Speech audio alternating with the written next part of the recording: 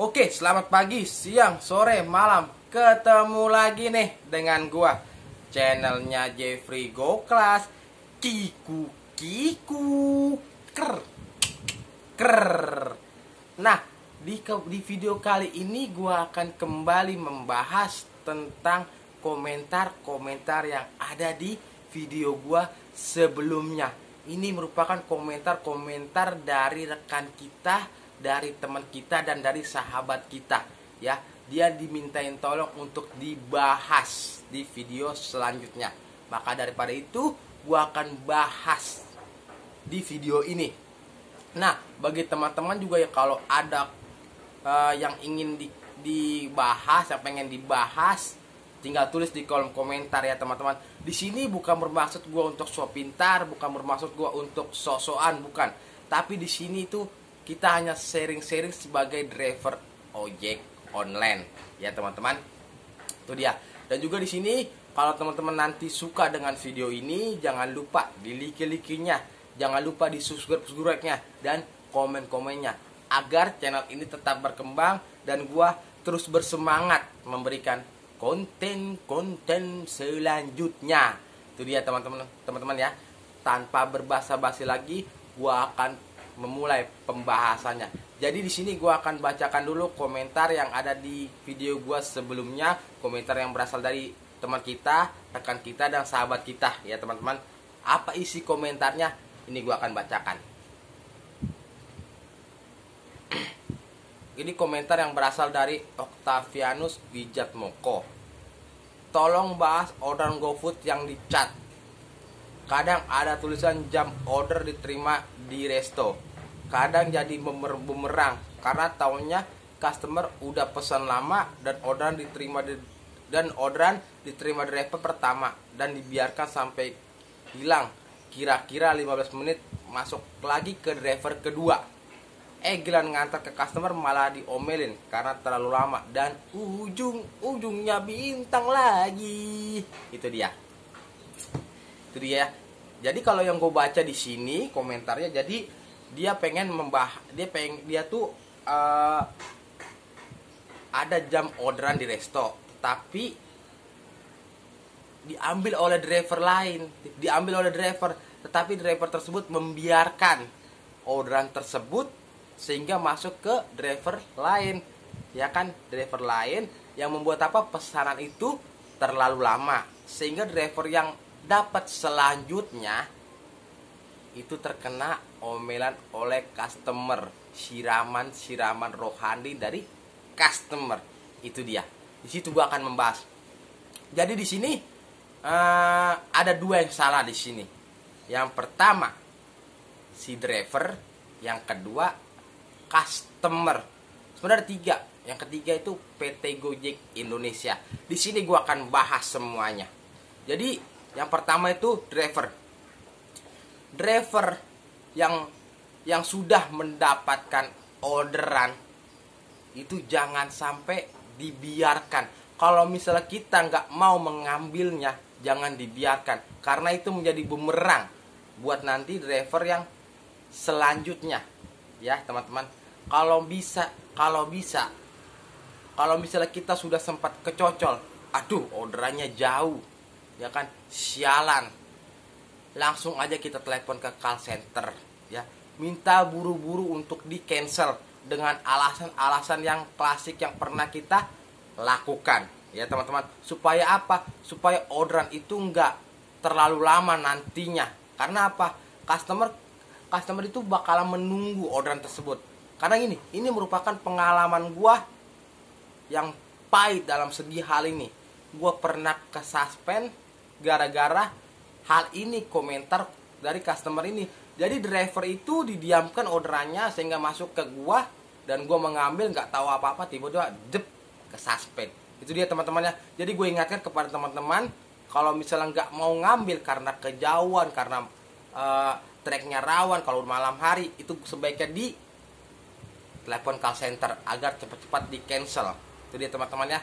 Gue sih berharap jangan ada lagi tahan orderan, jangan, langsung aja telepon call center minta cancel. Itu dia. Itu yang pertama, kesalahan dari driver. Yang kedua, kesalahan dari customer ya. Karena gini, customer tuh ada dua tipenya. Tipe yang pertama, customer yang cerdas dan mau menerima perkembangan teknologi itu seperti apa. Customer yang kedua, customer yang dalam tanda kutip kurang cerdas dan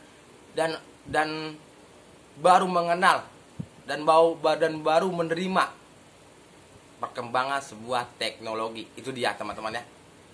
Jadi di sini ada dua customer. Jadi customer yang cerdas itu dia tahu perkiraan waktu yang ada di aplikasi kita semua. Jadi kalau sebuah perkiraan itu bisa lebih, bisa kurang. Itu dia teman-teman, bisa lebih, bisa kurang. Ya, tergantung restonya. Jadi kalau customer yang cerdas yang mau menerima sebuah perkembangan teknologi, dia bakalan tahu, oh ya udah, ini bakalan menunggu. Oh ya udah, dia bakalan menunggu. Itu dia teman-teman ya. Dan juga biasanya customer yang cerdas yang mau menerima perkembangan sebuah teknologi itu biasanya kalau dia dapat orderan itu seolah-olah kayak masa bodoh. Bahkan kita konfirmasi aja dia nggak bakalan balas chatnya. Karena apa? Dia masa bodoh. Yang penting makanan gua antar mau seberapa pun lamanya. Yang penting makanan gua nyampe. Itu dia. Yang penting makanan gua tetap hangat. Itu dia teman-teman ya. Dia nggak bakalan jarang ada customer yang mau dibalas chatnya. Yang penting makanan nyampe, hangat dan selamat. Itu dia teman-teman ya. Sedangkan customer yang dalam tanda kutip kurang cerdas ataupun tidak mau menerima sebuah perkembangan teknologi, itu dia akan ngechat segala cara. Dia nggak tahu apakah itu sebuah perkiraan itu dia nggak tahu. Perkiraan itu disamain dengan pas. Oh sekian 20 menit harus nyampe makanan di sini. Oh sekian 15 menit harus nyampe di sini karena gue sudah lapar, gue pengen makan. Itu customer kurang cerdas. Dan juga dia nggak memperhatikan pergantian drivernya itu seperti apa ya teman-teman. Jadi kalau misalnya ada pergantian driver, kalau dia cerdas dia bakalan lihat, oh ya ada pergantian driver. Kalau dia nggak cerdas, dia bakalan menyimpulkan ini driver lama banget. Itu dia, ini yang bahaya. Makanya ada dua kategori customer yang cerdas dan mau menerima perkembangan sebuah teknologi, dan customer yang kurang cerdas yang tidak mau menerima dan tidak mau ya, yang baru mau menerima sebuah perkembangan teknologi. Itu dia teman-teman ya, kesalahan dari customer. Yang pertama dari driver, yang kedua dari customer, dan ketiga dari PT Gojek Indonesia. Itu dia. Karena di sini gue pengen mengkritik juga sebuah aplikasi yang dibuat oleh PT Gojek Indonesia, ide-ide yang diluncurkan.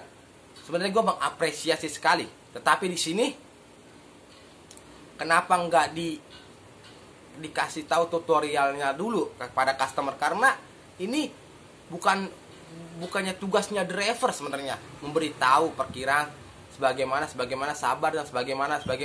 Ini tugasnya mereka ya. Jadi kalau misalnya ada ide, ada gagasan yang ingin diluncurkan oleh PT Gojek Indonesia kepada mitranya, kepada customernya, itu segera diberikan tutorialnya terlebih dahulu. Agar apa? Agar customer dan driver bisa paham cara mainnya. Itu dia. Itu harapan gua. Semoga kedepannya PT Gojek Indonesia kalau ada memberikan ide gagasan terhadap aplikasi ini, tolong disediakan tutorialnya ya, agar tidak terjadi lagi kesalahpahaman di customer maupun mitranya. Itu dia teman-teman, customer ke drivernya, itu maksud gua. Itu dia teman-teman ya. Jadi di sini tiga yang gua tangkap dari komentar ini, tiga kesalahannya. Yang pertama dari drivernya, yang kedua dari customernya, dan yang ketiga dari PT Gojek Indonesia-nya. Itu dia. Semua sudah gue bahas di sini ya. Semoga apa yang gue bahas di sini bisa bermanfaat untuk teman-teman. Dan jika nanti ada kurang-kurang, tinggal tulis di kolom komentar ya teman-teman.